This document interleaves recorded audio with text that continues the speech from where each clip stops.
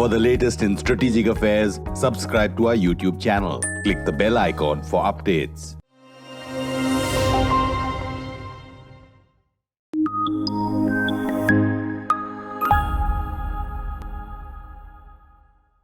Abdulla Shahid, normally we speak to you as Foreign Minister of Maldives. You, of course, are a Foreign Minister of Maldives, but welcome to India for the first time as President-elect of the United Nations General Assembly. Congratulations, sir. Thank you very much. It's always a pleasure to be here in Delhi. I will talk about what your priorities will be for that year when you take over at the UNGA. But just wanted to talk about developments in the Maldives that have taken place. May 6th, very shocking incident. President Nasheed targeted there. It wasn't surprising to many. It's been more than 3 months now. I know there's a 241 committee as well. But publicly, we still don't know who was responsible, who was behind the plot. Indeed, it's shocking and a horrendous act on the life of Speaker, President Nasheed. The investigation, I believe, is ongoing. We are receiving assistance from overseas experts, UK, Australia, I think. The Australian Federal Police, the United Kingdom, also the US.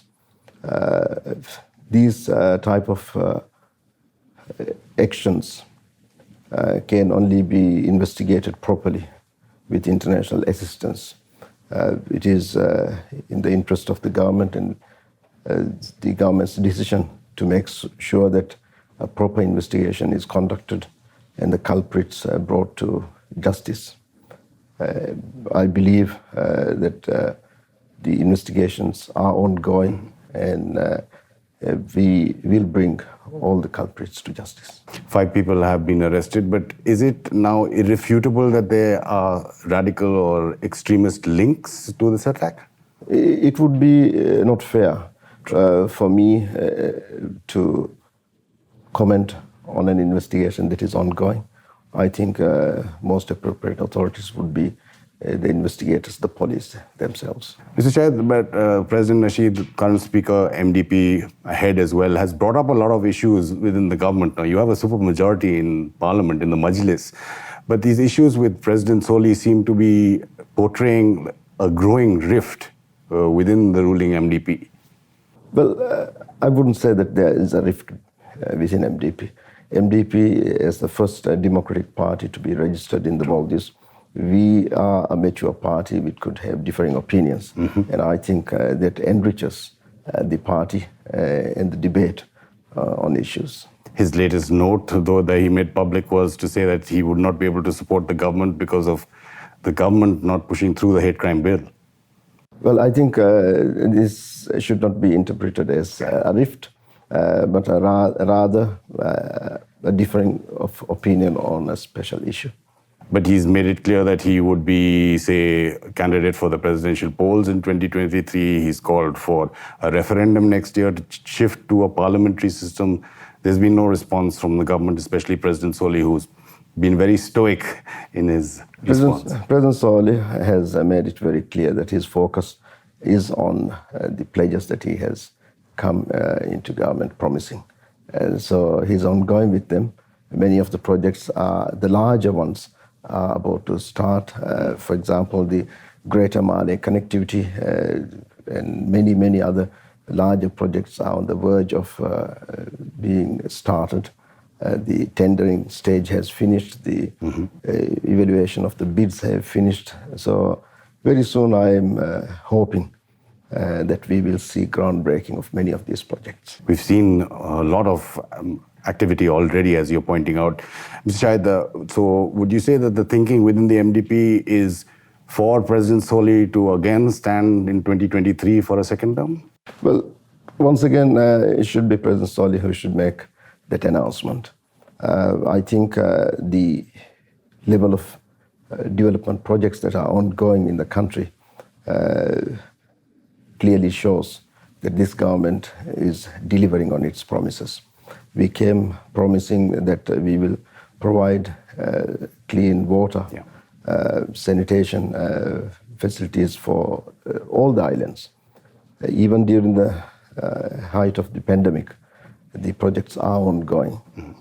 We came promising that we will create access to islands. The harbor construction projects are ongoing. We came promising that the island health facilities will be improved. I just returned 3 days back, accompanying President Solih to the north. The Kurdufushi Regional Hospital has been upgraded with multiple facilities.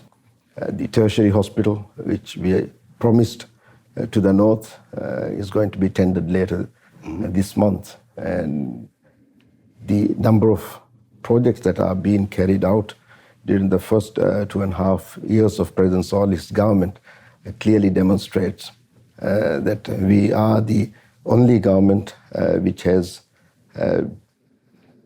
done so much during the first 2.5 years of any government in the Maldives. You mentioned it's too early to make the extremist links absolutely certain about the attack, but President Nasheed has been talking about it, whether it's in Germany or in the UK, through various media. He's even reached out to the PPM and President Yamin's party against extremism. To put it to rest, to put the argument to bed, so as to speak, there are no two power centers in the Maldives? Just to come back to the issue of extremism, it is no secret that we have had an issue with extremism. Quite a large number of Maldivians, compared to its population, have gone to Syria, Afghanistan, Iraq, and many other places where they have internal conflict. So there has been a growing trend of extremism. It can only be dealt properly with a national consensus, and that has to come about. It is regrettable that during President Yamin's time, they turned a complete blind eye to the issue of extremism. It is a fact that the journalist Rilwan was murdered during President Yamin's time. The government then turned a blind eye to it. So these type of activities... ISIS has been claiming attacks. These type of activities should be dealt through a national consensus building process. Whichever party is in power is not the issue. The issue is for all parties in the country to make it very clear that we do not give any space to extremism in the Maldives. That's exactly the point that President Nasheed was also making in moderate elements in different parties. But to that extent, since you're mentioning extremism during President Yamin's time, it's very curious why President Nasheed would reach out to the PPM or the PNC. Well, the response from them has been very clear. They have clearly come out and said that they are not ready to work with President Nasheed, or for that matter, anyone in the government. So that's where we are. Where we have also been, Mr. Shahid, there's also been what's been seen as an anti-India campaign in the Maldives, especially this year. Get Out India hashtags which are trending. There is a publication which is constantly, pushing anti-India campaigns. There was a complaint that was made, bomb threat, somebody arrested, an ex-MDP person apparently who was then thrown out of the party possibly. But how widespread is this anti-India campaign in the Maldives? This is a group of minority people, and this has been given some sort of credence through the rhetoric and the actions of the opposition. You would recall that the opposition, when they were in power, still they did not have a foreign policy. Their only policy with regard to international engagement was to try and play one country against the other. Even in opposition, that's the same they are having. So maybe they are doing this to appease a certain country. Maybe that is the only foreign policy that they have. But in the long term, that is not going to be in the interest of Maldivian people, nor in the interest of any party in the country to promote such hatred, xenophobia, and pure mistrust. Maldivians, by nature, are a group of people who welcome people, foreigners. We have always welcomed, we have been welcoming such a large number of tourists, for example. Yep. And Maldivians are an engaging group of people. So whoever is promoting this is a clear minority. Clear minority, but it's interesting that you're going back to the President Yamin era and the foreign policy there, because there are, again, a lot of analysts who say that it's possibly that China is behind this campaign as well. President Yamin is under house arrest, and he's also probably part of this campaign. Is that something that the government is looking at? Well, let me make it very clear that I will not point to any country being behind activities that are ongoing in the Maldives. And I think it will be not correct to assume that countries are behind domestic movements. The opposition, yes, they have no foreign policy. They are afraid of engaging with countries. And that was clearly seen during their time. Maldives was relegated to the backyard of the international community. In the past 2.5 years of President Solih's government, we have come back. Yeah. We have rejoined the Commonwealth, we have re-engaged with the international community, and we see the results. We have been able to win the United Nations General Assembly presidency with a resounding vote of confidence. And that shows that President Solih's foreign policy of engagement is what the international atmosphere today dictates. So the government is aware of the threats. I mean, this was a bomb threat against the Indian High Commission, and arrest was, of course, made there. Very personal attacks against diplomats also in the media online. Is aware of that and is dealing with it? Of course, government takes these threats very seriously. Appropriate security arrangements are made. We do not take any of these threats lightly.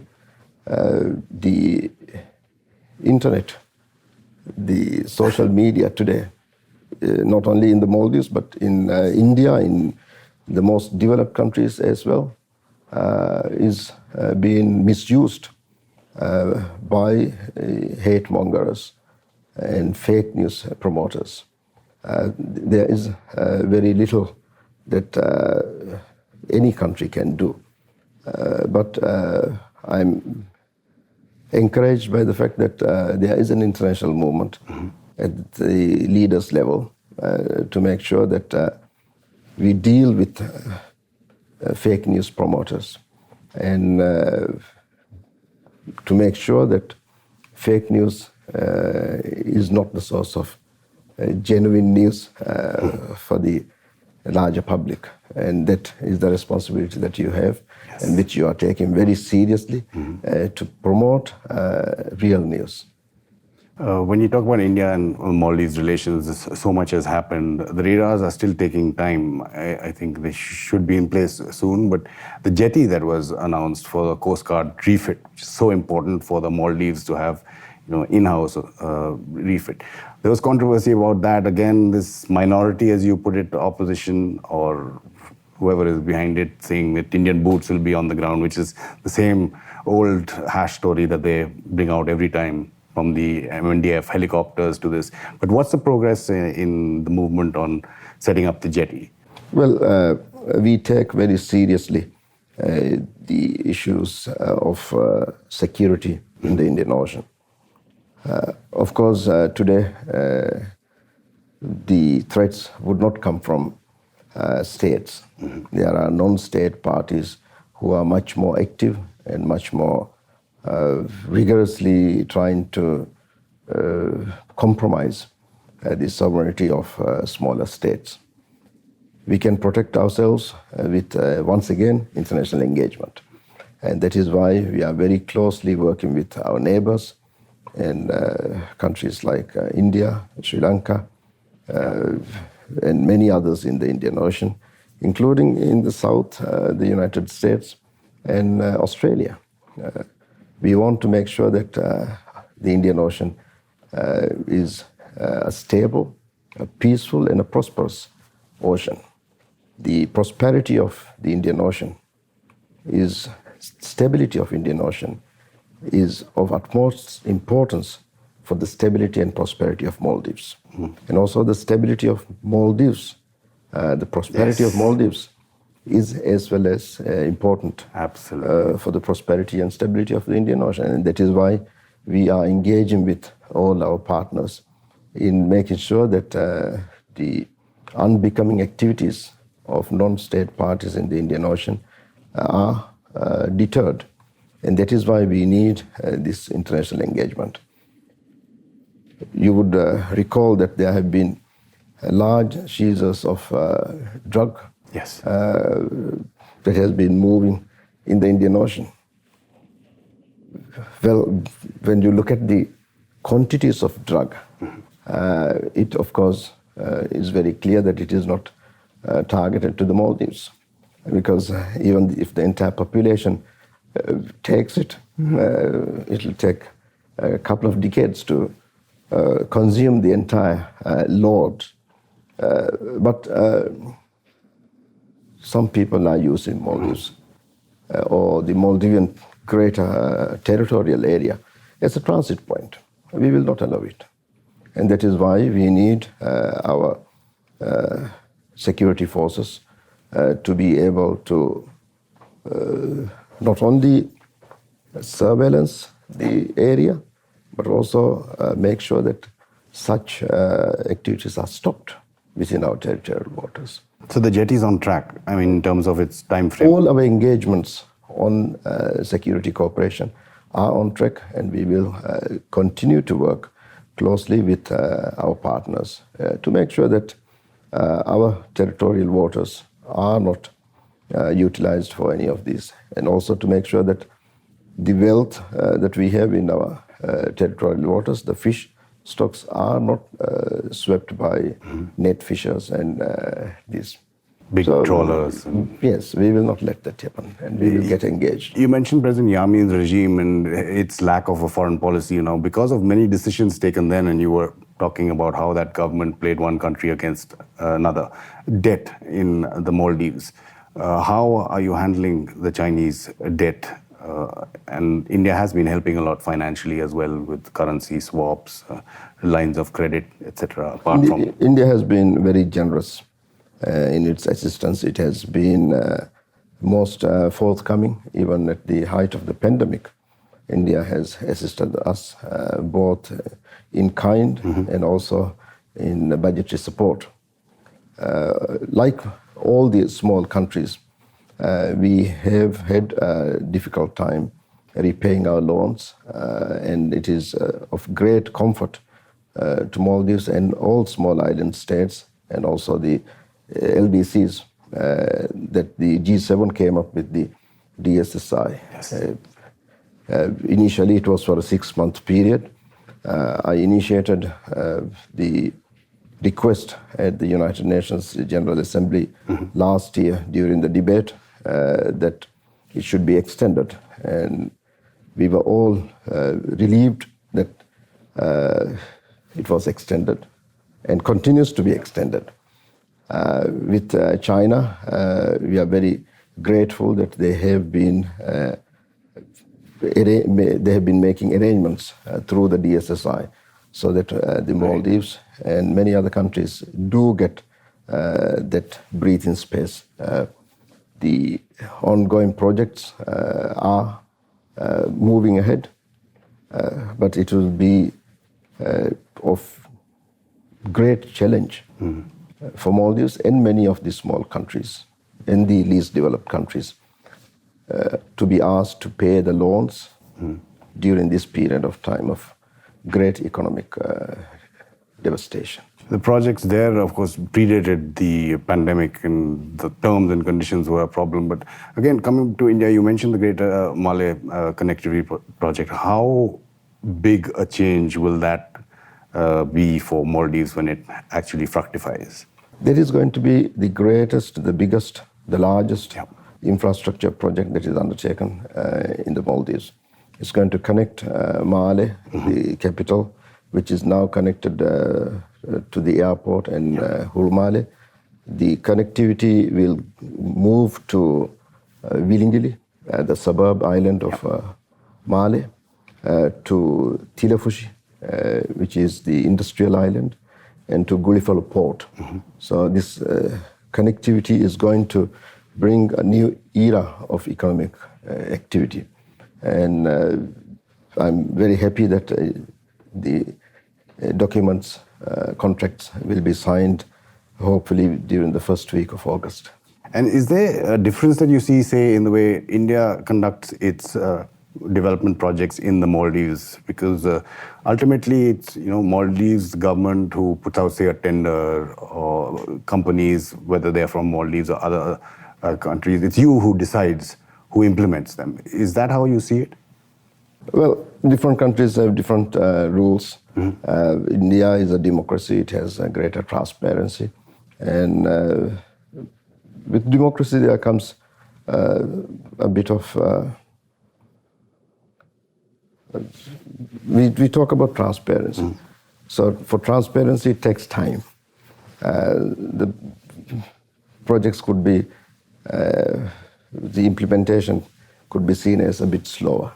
But end of the day, I think transparency and democracy helps.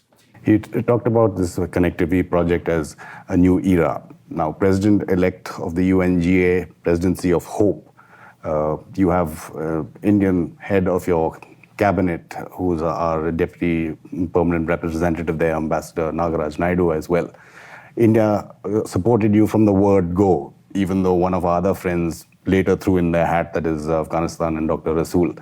How big a role was India in helping convince other countries for your candidacy? Well, the two countries which contested are from South Asia, from SAARC.